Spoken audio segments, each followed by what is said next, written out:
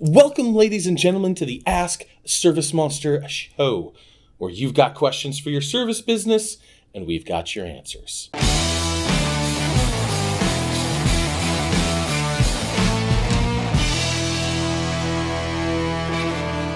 Today's question comes from Carl. He wants to know, Joe, what is the best, most effective client retention strategy? And I'm going to share that with you, but I'm going to do you one better. What is the overall end-to-end best communication strategy that your service business can implement? I believe I'm about to give you the best value that we've extracted ever out of an ask, so pay attention. But yeah, Carl, I'm going to answer your question wrapped up as part of this whole communication pipeline. And we'll talk about, if you choose one of these things, what is the most impactful on your business.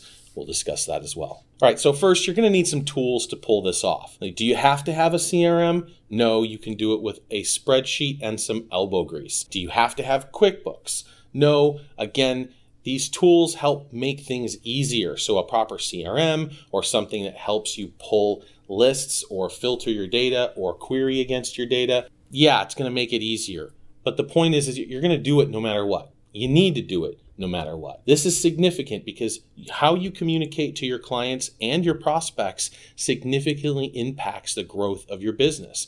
If you don't have these and your client retention sucks, you're flatline. You're going to be struggling forever. Every client you get in, you're going to lose on the backside. And that's even if you're attracting as much clients coming in to begin with, because what I'm about to share with you will also help bringing new leads. So first, let's just start with that thought philosophy, bringing in clients. Now, it doesn't really matter what your gimmick is, whether you're doing flyers or postcards, radius bombs or 5-arounds, whether you're putting yourself on a sign on the Little League baseball field, it really doesn't matter. The idea is to get them to one of two places, either to pick up the phone at a time when you'll answer it and or to a website where they can fill out a lead request, which will dump directly into your CRM. When thinking about your form and your data capture, man, less is more. I've seen this over and over again. Yeah, you can put some scheduling components in to help them pick a time, but that's more commitment than some of them might want to make. Think of it like a phone number. You just want to establish contact. The less information you ask from them, the more likely they are to fill it out. It's true, the more likely you're going to get more spam requests or tire kickers, and so you got to judge that. How much data do you really ask for? Name, phone number, service address, email address,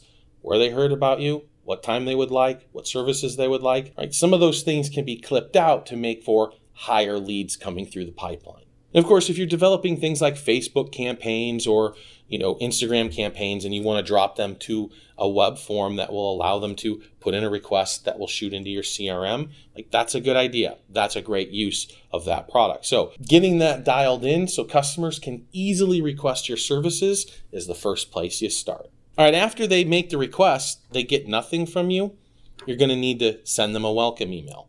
And this opens up the content question. All of these things that we're going to talk about require content. They require copy, imagery, maybe a little bit of both, maybe one or the other. But the idea here is that content, no matter what, is going to be your most challenging part. It's not really the tools or the elbow grease. That's in how many hours do you want to spend doing this for your business. And in both cases, they're important. The ROI is still there if you're doing it by hand, but it's about the content that you're delivering.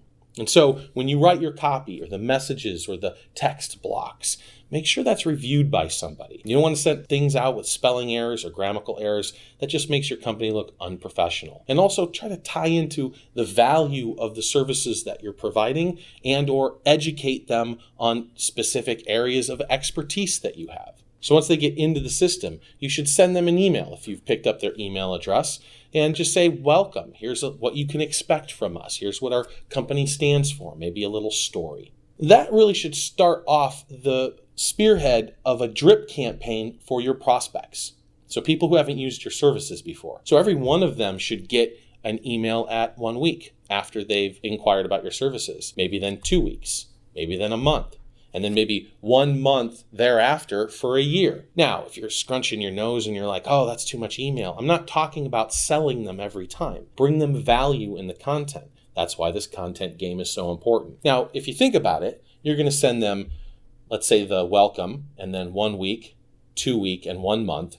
And then from that point forward, 1 month, so that's 11 more. So that's 15 pieces of content. So sit around and think about 15 topics that you can talk about that your clients would care about, that you can get them engaged and capture their attention. All right, so the prospects are just churning. They're starting to call in. They're starting to book services, and now you're doing work. Obviously, during the work part, you should have some communication, right? Phone calls and text messages of what's going on. Those are mostly going to be personal. But how about the email right before the service, maybe a day before? What can they expect? What do they have to do on their side? What are their requirements? Do they have to move furniture? Do you want them to pre-vac for you? What are your steps to get the client engaged in the process to make sure you're delivering an amazing service? How about a pre-job text? Send them a text. Let them know you're going to be there in an hour. It really helps to open the communication pipeline, and it's important attention to grab, important message to communicate. And then if you don't have the email address yet, man, sending them a copy of the invoice is the perfect opportunity. If you ask them for an email address so you can spam them, they're going to say no. If you ask them for their email address so you can send them a receipt after the service, they won't even think about it. You'll get that email address right away. Follow up with a post-job email, maybe asking them for a survey, introducing them to your referral rewards program, or all the other products and service that your company offers. Having that follow-up email and their attention directly afterwards is a good opportunity to make sure they get engaged with your company. How about a thank you email, or even better yet, a thank you direct mail piece? That can capture attention of a lot of people because nobody does those anymore. Everybody talks about email marketing, and they sure set up some of these prospecting campaign drip cycles, but they're not setting up very much client retention. Their content is poor, and they're certainly not tackling the overall thank you process. So if you write a genuine give-to-give message where you're asking nothing in return, that really sets the bar for everything else you'll send them down the line. At this point, you can establish something like a newsletter program. And whether or not you're doing direct mail newsletters, like some people do, full copy, 11 by 17, trifold, dibble, V-folds with whatever. The point is that there's a direct mail piece with a bunch of content that they would care about. Generating that content is hard, even if you're going to do it via email. And so you really need to sit down and think about it. And here you go again. You're going to be looking at 12 or 13 pieces of content, and I might even suggest 2 years worth of content, so 24 pieces of content that your clients would care about for the whole time after their service. Okay, so Carl asked me about the best client retention system, and here it is. Something that you can implement on your own or, of course, with ServiceMonster. It is the 8-step client retention program, and it looks like this. They get a thank you card. The message there is a genuine give to give. They get a 3-month card, and the message there is, here's all of the products and services should you need them. You get a 6-month card, which is a touch-up, here to help. If there's been any accumulated dirt, spills, or stains, give us a call, we'll take care of it. At 9 months, you get a reminder, the first one of what we call the money makers.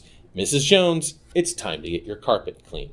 At 12 months, they get another reminder. Hey, just wanted to remind you, like we did last time, it's time to get to cleaning. And then you have a 15-month. Now, the interesting thing about the 15-month is it was not part of the original Moneymakers. This was a 7-step program.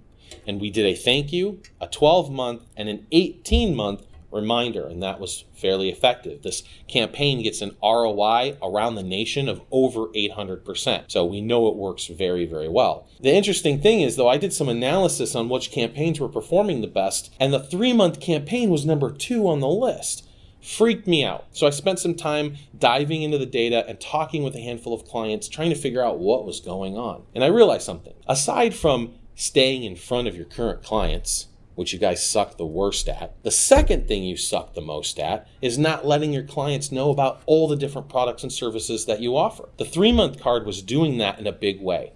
You would already establish trust with the client, and you had already done a good job, which they were happy about. Then 3 months later, they get a card talking about the other things that you can do for them, and it made them call you back in for more cleaning. So we were pretty impressed with that. So what we did is we took that concept and then we went to 15 months and did the same thing. So the 15-month card is a list of products and services that they might need that your company provides. The 18-month, of course, is another reminder. This time it's, ooh, gross, it's been too long.